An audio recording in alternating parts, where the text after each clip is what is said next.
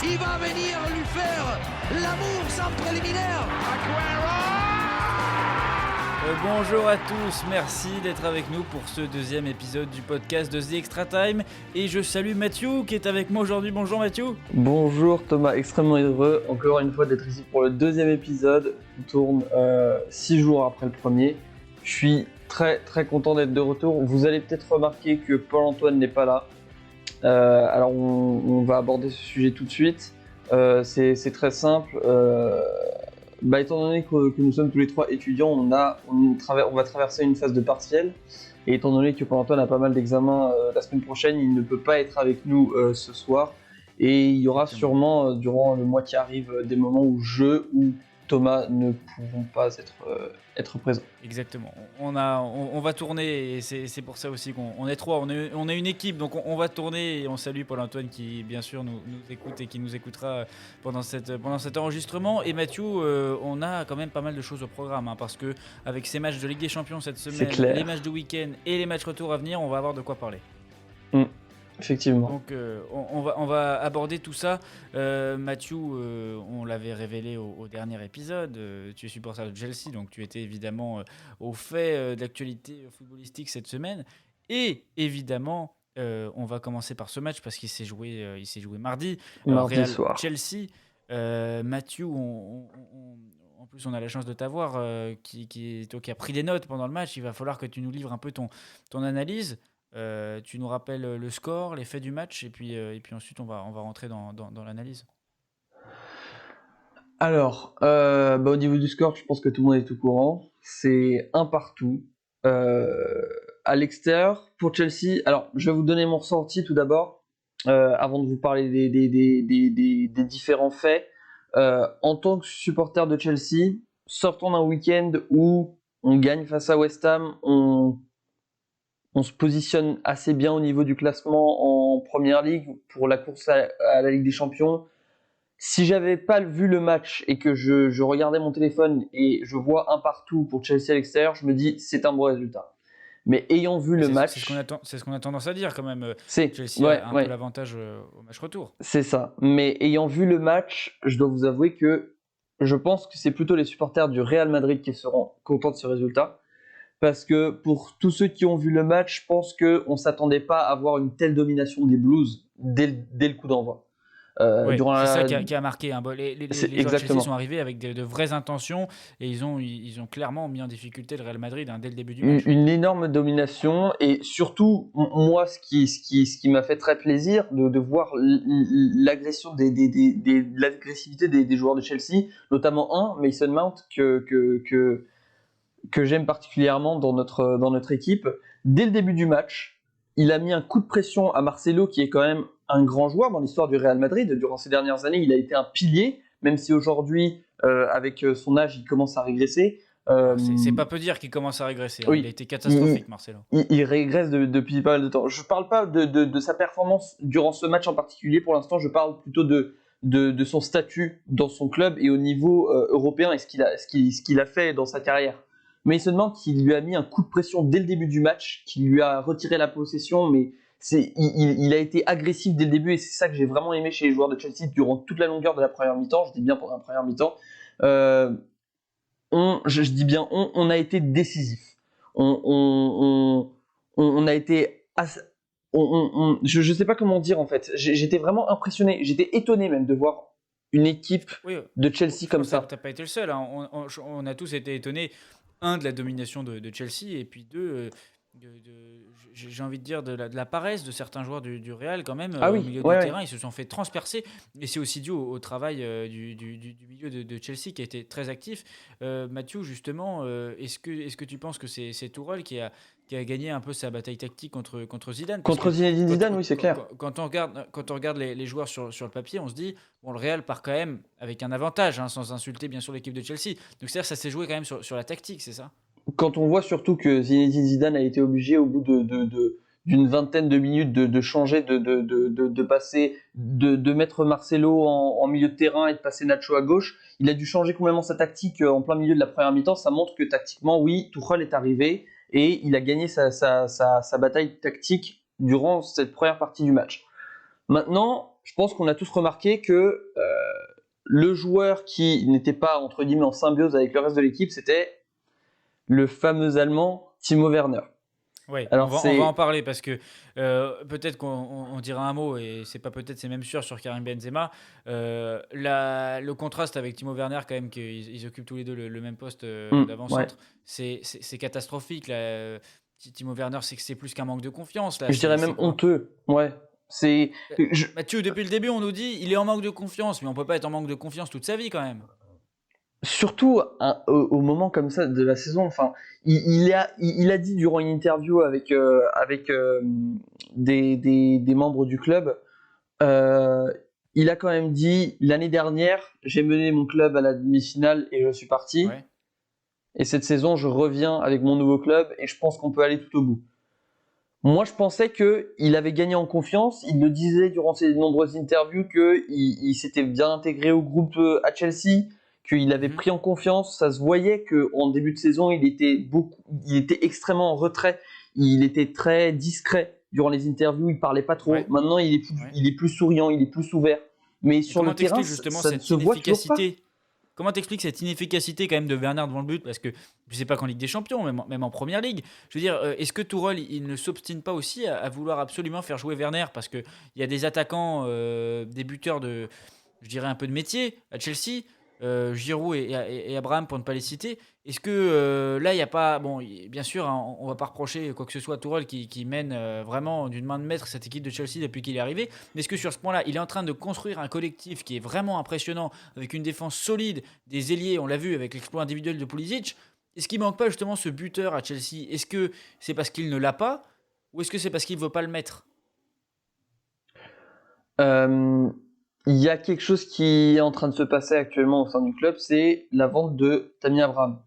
Aujourd'hui, un prix a été mis, 40 millions, Leicester, West Ham, ils sont tous derrière Tammy Abraham. Il partira cet été et je pense que c'est une grave erreur parce que quand on voit les performances de Timo Werner cette saison, on ne peut pas se permettre de vendre Tammy Abraham qui a été un pilier de l'attaque des Blues l'année dernière en Première Ligue, qui a été notre meilleur buteur et en début de saison était en course pour le soulier d'or en Première Ligue. Je trouve ça anormal de le voir actuellement sur la liste des transferts. Et Giroud aussi, on pense qu'il va partir et on se retrouve uniquement avec Timo Werner et avec la possibilité potentiellement d'acheter un joueur comme Erling Haaland qui petit à petit se rapproche d'autres clubs. Robert Lewandowski, on commence à avoir des rumeurs. On ne peut pas rester avec des rumeurs quand on a Timo Werner qui n'arrive pas à finir. On ne peut pas se permettre de se débarrasser. La vente de Tammy Abraham, il faut aussi comprendre. Là, on a un Thomas Tuchel qui est en train de s'imposer quand même à Chelsea globalement. Si il souhaite le départ d'Abraham, il va partir. C'est le coach qui décide quand même. Depuis qu'il est arrivé, on voit bien qu'il ne rentre pas dans les plans. Il ne rentre pas dans les plans, mais est-ce que Timo Werner rentre dans les plans? Est-ce que Timo Werner fait son job au final? Ah oui, au prix où il a été payé, ce serait quand même un sacré aveu de faiblesse de le faire partir. En même temps, est-ce qu'il nous pénalise pas? Moi, en ayant vu la première mi-temps, je me dis qu'un Giroud qui peut-être, quand on le compare avec Karim Benzema, on parle de F1 et karting, il est peut-être pas aussi rapide qu'un Timo Werner, il sera peut-être pas aussi bon que Timo Werner au niveau de la construction, mais au niveau du moment le plus décisif, le moment où il faut mettre au fond, il sera là et il sera plus en confiance que Timo Werner pour moi. Bon, Mathieu, on l'a vu en début de saison, à chaque fois qu'il joue, il est décisif. Alors que Timo Werner, il est en manque de buteurs de Chelsea. Justement, Mathieu, je t'interromps mais parce qu'on a beaucoup de choses à dire dans cet épisode. On va aussi dire un mot du Real quand même, évidemment. Oui. Karim Benzema qui a été exceptionnel. Le Real Madrid, finalement, a traversé un peu cette rencontre comme un fantôme et a été sauvé par son buteur et par son meilleur joueur. Ça va faire 2 saisons maintenant que Karim Benzema est l'homme du Real Madrid. Ce but-là, il va se le trouver tout seul, il va se le chercher tout seul. Ils peuvent dire merci Karim, parce que si le Real est encore en course, évidemment, pour la qualification à un partout, c'est grâce à lui, grâce à Karim Benzema. Et il y a un énorme contraste quand on voit que tous les joueurs de Chelsea ont été très bons sur le terrain à part Timo Werner. De l'autre côté, on a le Real qui n'a vraiment pas été bon, à part pour Karim Benzema qui lui a Ouais. fait une grosse différence. Moi, j'ai eu une grosse frayeur durant sa première frappe qui a touché le poteau le poteau gauche d'Edouard Mendy. Franchement, là, j'ai compris que le Real n'est peut-être pas bon ce soir, mais Karim Benzema, il peut faire la différence. Et il a fait la différence. Et ça Et fait c'est la pour ça différence qu'on ne repart pas quand on a un avec joueur de classe mondiale, hein, c'est clair. C'est ça. Mathieu, est-ce que tu veux rajouter justement quelque chose sur cette rencontre? Est-ce Alors, que oui. en tant que, Moi, en tant j'ai que une supporter chose à dire là. Ouais, dis-moi. Alors, j'ai vraiment une chose qui m'énerve. Ouais. Est-ce que c'est Et l'heure du coup de gueule de Mathieu là? c'est l'heure du coup de gueule de Mathieu, je pense. C'est l'heure du coup de gueule de Mathieu parce que quand Vas-y. même en régie il y a des gens quand même qui travaillent sur ce podcast en régie. Enfin on est deux hein, mais bon on va faire croire à nos C'est auditeurs ça. qu'il y a des gens qui travaillent en régie et on va balancer le nouveau jingle du coup de gueule de Mathieu. On l'écoute. I don't like what you did in front of me. Go outside, please. I'm sorry, but we know the rules. Nobody has to provoke nobody, okay? We keep calm. Ok. J'ai entendu beaucoup de gens qui parlaient de ce match Real-Chelsea. Et il y a eu beaucoup de gens qui étaient en train de féliciter le travail d'N'Golo Kanté. N'Golo Kanté, oui, qui a été exceptionnel pendant ce match. Il a été peut-être l'homme du côté des Blues, si ce n'est pas pour Pulisic qui a marqué son but, qui était quand même très beau. Peut-être pas aussi beau que celui de Benzema, qui était quand même très beau. Et je pense qu'il y a beaucoup de gens, en dehors de la Première Ligue, qui dévalorisent un certain joueur en particulier dont j'ai déjà parlé au début, c'est Mason Mount. Alors, si Paul-Antoine était là avec moi, il serait à 100% d'accord avec moi. Il est notre joueur de la saison. Il a été exceptionnel. Malgré le fait qu'il n'ait que 22 ans, il a été décisif dans tous ces moments pour Chelsea, dans la construction des jeux. Quand les moments ne tenaient qu'à lui, face à Liverpool, quand il marque son but incroyable, où il dribble la défense de Liverpool et il marque son but de l'extérieur de la surface, il est incroyable. Et on voit toujours les gens qui disent Phil Foden est exceptionnel, Phil Foden est le futur de l'Angleterre, mais personne ne parle de Mason Mount qui nous sort des performances incroyables cette saison. Et sans lui, je suis désolé de le dire, mais les Blues ne seraient pas où ils sont cette année. Cette saison, en 2021, en tout cas, je prends que la partie de 2021, parce que fin 2020, on a un peu flanché avec nos matchs face à Arsenal, etc. 2021, quand on regarde les matchs où Mason Mount a joué et les matchs où Mason Mount n'a pas joué, le grand match où Mason Mount n'était pas titulaire, c'était notamment le match face à West Brom. Le match face à West Brom où nous avons perdu 5-2. Lorsqu'il est rentré, il a remonté le niveau de Chelsea. D'un niveau inimaginable. On remarque directement la différence lorsqu'il est sur le terrain et lorsqu'il n'y est pas. Et je sens que en dehors de la Première Ligue, il ne reçoit pas le mérite et tous les compliments qu'il devrait recevoir. D'accord, donc pour toi, Mason Mount, un joueur assez sous-coté finalement, si je comprends bien. Extrêmement sous-coté. Ouais. Ok. Bon, en tout cas, on a entendu le coup de gueule de Mathieu. On le retrouvera dans les prochains épisodes, évidemment. Et on va donc conclure avec ça sur ce premier match de Ligue des Champions qui s'est joué mardi, pour passer au match qui s'est joué mercredi soir entre le Paris Saint-Germain et Manchester City au Parc des Princes. Alors, ce sera plus toi, Thomas, qui présentera ce match-ci. Oui. Donc je vais te laisser un peu parler de ce que tu as vu pendant ce match et de ce que tu en as pensé des différentes performances de chaque côté. Eh ben écoute, ce match-là, c'est un match quand même très très étonnant parce que on a vu, allez, peut-être que je vais exagérer un petit peu, certains ne seront pas d'accord. Je pense on a vu la meilleure première mi-temps du Paris Saint-Germain sous l'ère Qatar, sous l'ère QSI. Je pense que on peut remonter autant de matchs qu'on veut. Je crois pas que le PSG a déjà été aussi fort que sur les 45 premières minutes contre Manchester City. Pourquoi ? Parce que Manchester City n'a pas été mauvais dans la première mi-temps. Parce que souvent on dit sur les matchs, oui, pour qu'une équipe soit bonne, il faut que l'autre soit faible. Eh ben, je crois pas qu'en première mi-temps, Manchester City ait été faible ou n'ait pas été au rendez-vous. Je crois que c'est vraiment le Paris Saint-Germain qui a étouffé le City de Guardiola. Et ils l'ont étouffé, pas parce qu'ils n'étaient pas en forme, mais ils l'ont étouffé parce qu'ils ont tout fait et parce que les joueurs ont tout donné. C'est-à-dire qu'on a vu Di Maria qui se jetait sur tous les tacles comme un mort de faim. On a vu quasiment Mbappé défendre, ce qui est quand même rare. Bon, Neymar un petit peu moins, mais quand même, il était concerné.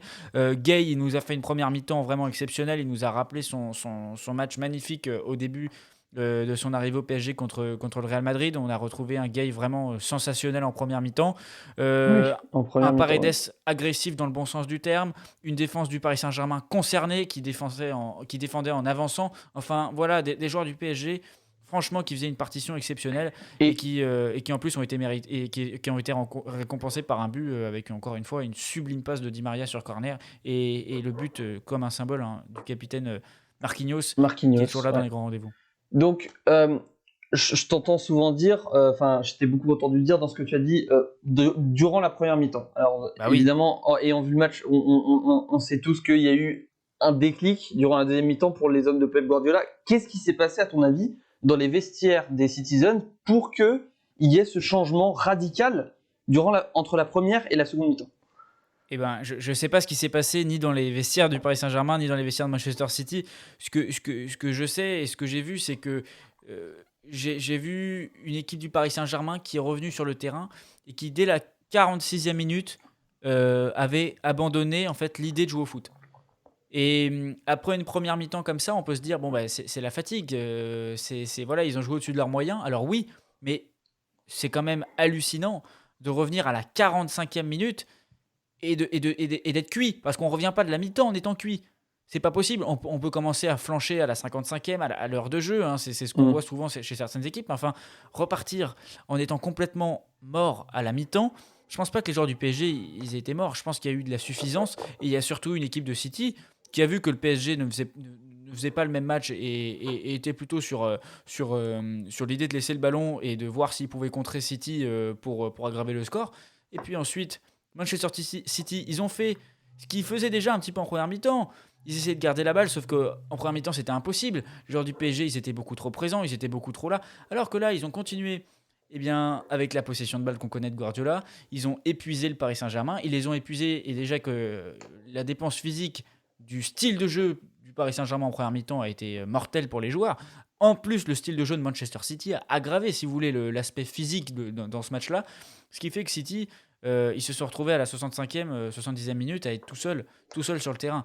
Alors, le score, on le connaît, c'est 2-1 pour City. 2-1, c'est ouais. amplement mérité. Je crois vraiment que c'est mérité parce que c'est là aussi on voit la différence. C'est que sur leur grosse période de domination, finalement, le PSG, en étant les meilleurs des meilleurs, ils ont mis 1-0 à Manchester City. Alors que Manchester City a mis 2-0 au Paris Saint-Germain. Donc peut-être que c'est là aussi où on voit la différence entre ces deux équipes. Et j'ai envie de dire, il y a quand même un truc qu'il faut qu'on souligne, c'est que Manchester City, ils s'en tirent quand même bien, même si c'est bizarre de dire ça, parce que quand on regarde les deux buts, finalement, c'est deux buts qui sont évitables. Ces deux buts gag. Le premier but, c'est pas gag. On voit souvent que ça arrive, le gardien qui est pas dans le bon angle, un centre qui se transforme en tir. Le deuxième but, voilà, c'est avec un peu de chance que Mahrez marque ce coup franc, parce que normalement, c'est dans le mur. Donc, finalement, City s'en sort bien avec ces deux buts. En même temps, ces deux buts mérités. Et je ne comprends toujours pas comment le Paris Saint-Germain a pu refuser le jeu comme ça en deuxième mi-temps, si ce n'est le critère physique qui, pour moi, ne peut pas tout expliquer. On peut pas être joueur de foot et arriver à la 45e après la mi-temps et dire on est mort alors qu'on vient d'être à la mi-temps pendant un quart d'heure. Pour moi, c'est pas possible, c'est pas recevable. Et on voit également la dégradation des joueurs du Paris Saint-Germain au niveau mental. Quand on voit la faute d'Idrissa Gueye, on remarque quand même qu'au bout d'un moment, ils n'en pouvaient plus. Et moi, même Neymar qui va faire un geste un peu de mécontentement et d'anti-jeu qui va prendre carton jaune. Oui, c'est dommage. Et souvent, le Paris Saint-Germain, certains joueurs ont tendance un peu à sortir du match. C'est dommage. Surtout qu'à 2-1, même si ça va être très très dur, ils conservent quand même une infime chance. Ils ont eu cette lucidité. Alors, je ne sais pas si c'est de la lucidité ou de la réussite, mais de ne pas prendre le troisième but.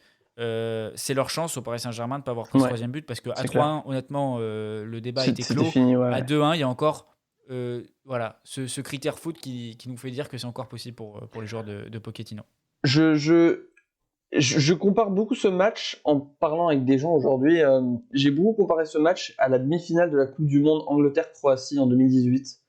C'était exactement la même chose pour moi. l'Angleterre qui marque durant la première mi-temps, et dès qu'ils encaissent ce premier but, la dégradation de la défense, et ils ne dominent plus du tout le jeu. La Croatie était carrément au-dessus par rapport à l'Angleterre jusqu'à la fin du match. C'était la même chose hier entre Manchester City et Paris. Et puis la défaite de Paris à la fin, elle n'est pas surprenante en voyant la réaction des Citizens durant la seconde mi-temps. Mais on parlera plus tard de nos prédictions. Hein. J'allais dire ce que j'en pensais. Je vais me retenir pour en parler à la fin. On va passer du coup maintenant. Voilà pour l'analyse de ces matchs de Ligue des Champions. Exactement. On est revenu en détail sur ces matchs allés. Donc maintenant, on va parler un peu des matchs de ce week-end qu'on va avoir, et en particulier des matchs du carré final de la Ligue des Champions, à savoir Chelsea, le Real, Paris et City. Donc je te laisse commencer, Thomas. Bah écoute, oui, et moi ce qui m'intéresse beaucoup, c'est cette course au titre en Ligue 1 qui continue parce que elle est passionnante aussi, évidemment, en parallèle de la Ligue des Champions, puisqu'elle concerne également le Paris Saint-Germain. On inclut le club de Lille, le LOSC, les Lyonnais qui ont été battus la semaine dernière par Lille, et Monaco qui évidemment qui revient en trombe. Alors on va avoir des matchs extrêmement intéressants. On sait que le classement est très serré, hein. Pour faire un petit rappel, les Lillois sont à 73 points, il reste 4 matchs à jouer. 73 points pour Lille, à 1 point derrière le Paris Saint-Germain, 72. Monaco à 71 points, et Lyon un petit peu décroché à 67 points, mais en sachant que Lyon évidemment va affronter Monaco. Ça va être passionnant, cette course au titre. Monaco-Lyon à 21h, ça peut là aussi tout relancer. Les joueurs du Paris Saint-Germain, ils vont pas avoir un match facile parce qu'ils vont affronter Lens. Et Lens, c'est la belle surprise de la saison en Ligue 1. Ils sont 5e, un point devant l'OM, et ils se battent justement pour cette 5e place et cette qualification en Conference League.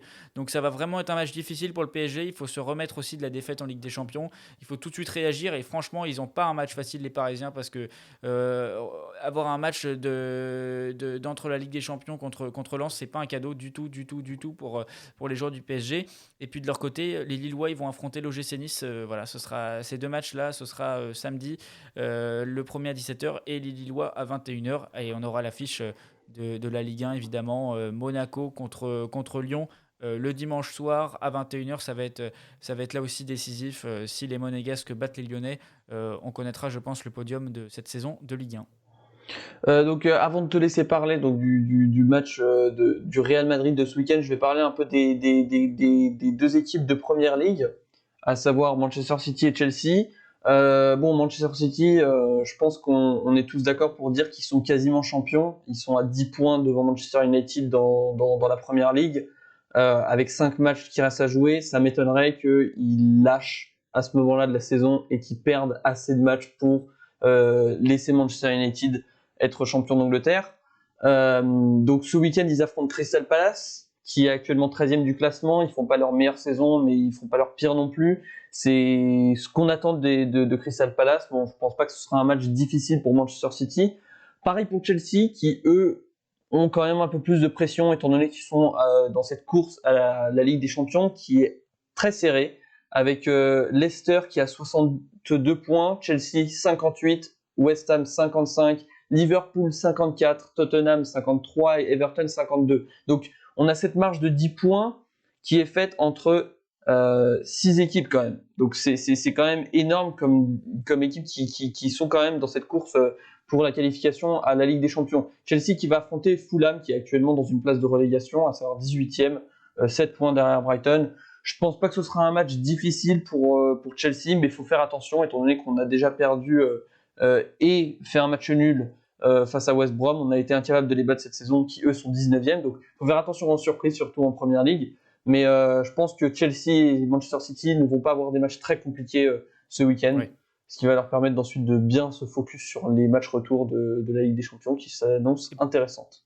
Et pour la dernière équipe, effectivement, encore en lice, le Real Madrid, ils affronteront Osasuna pour le compte de la Liga, la 34e journée de Liga. Les Madrilènes, ils sont deuxième du championnat à 71 points. C'est 2 points de moins que les leaders de l'Atlético Madrid, les Colchoneros, qui sont évidemment encore dans le coup pour remporter le championnat. Ça va se jouer entre les deux équipes de Madrid, entre le Barça et Séville, bien sûr, parce qu'on le rappelle, en Liga, on a un quatuor de tête qui se tient en 3 points. Les deux équipes de Madrid en tête du championnat. Barcelone à 71 points à égalité avec le Real et Séville à 70 points. Ça va être extrêmement serré aussi du côté de l'Espagne.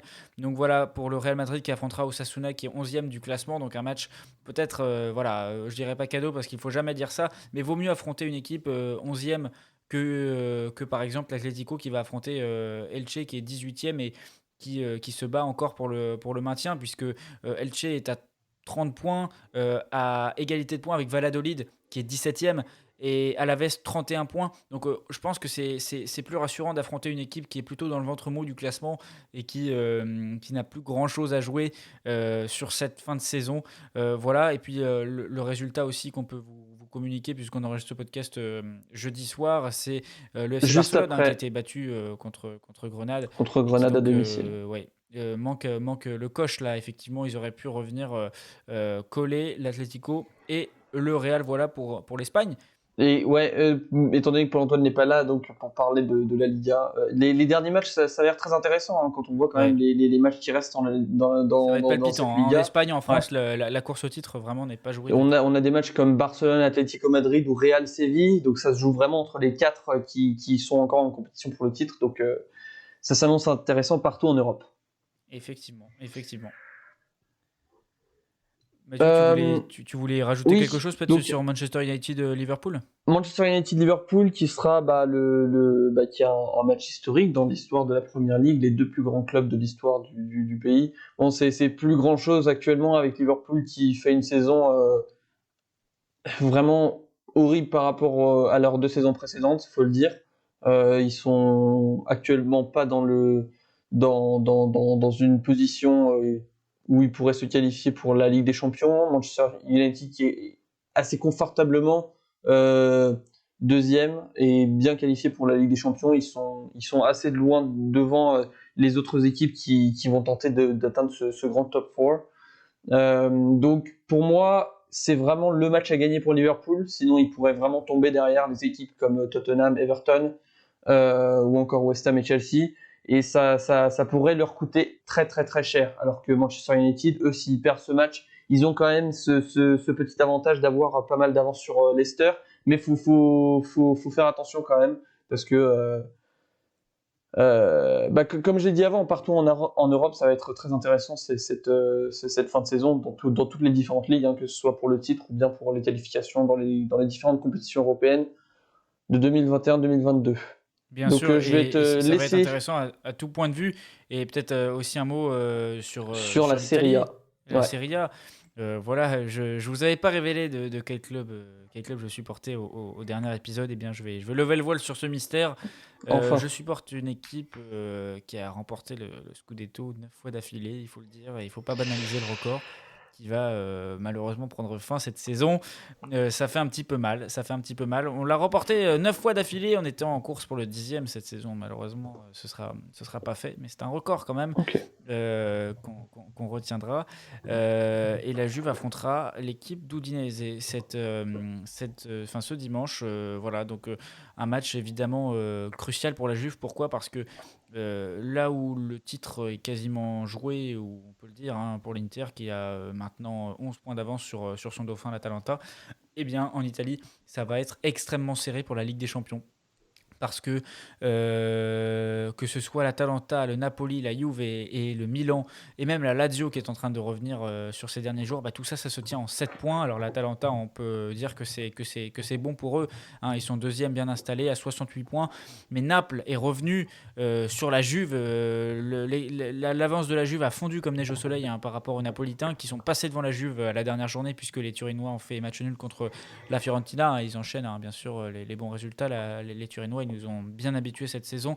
Hein, et donc Naples est à égalité de points avec la Juve devant à la différence de but.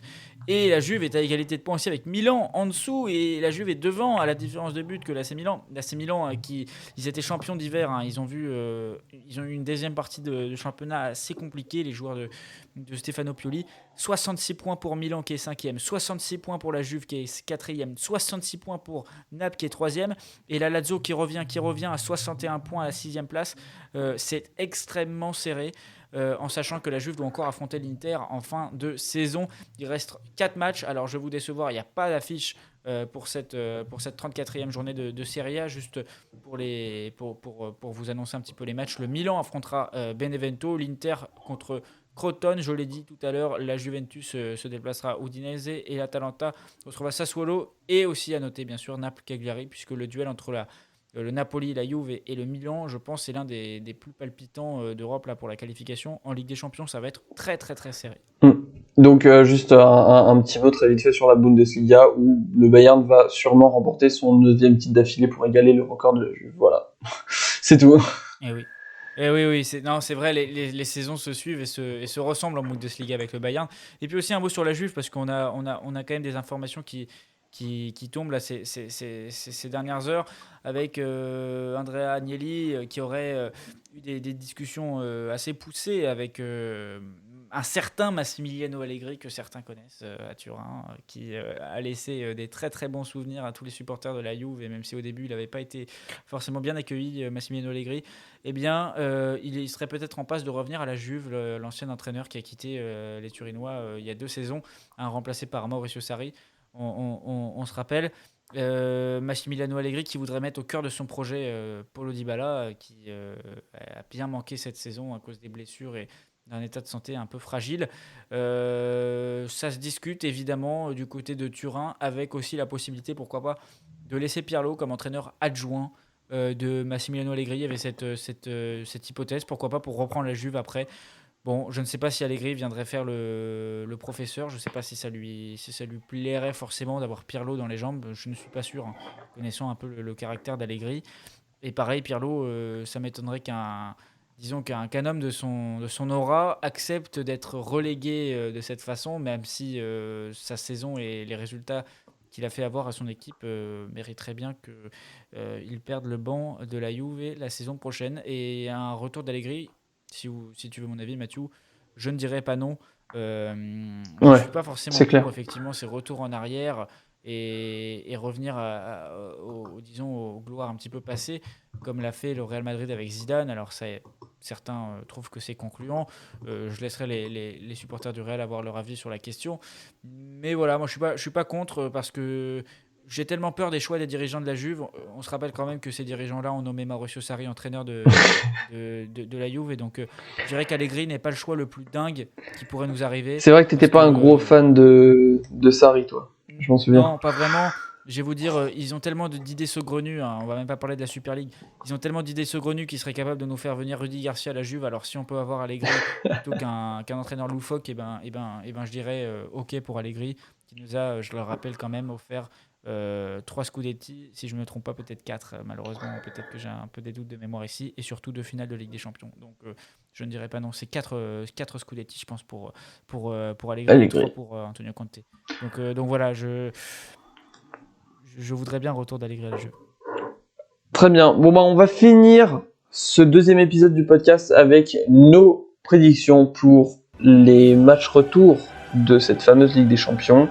On va aller dans l'ordre, donc on va commencer par le match qui va se dérouler à l'Etihad entre Manchester City et Paris Saint-Germain. Qu'en penses-tu, Thomas ? Eh bien écoute, je vois les Parisiens avoir une maigre chance de qualification.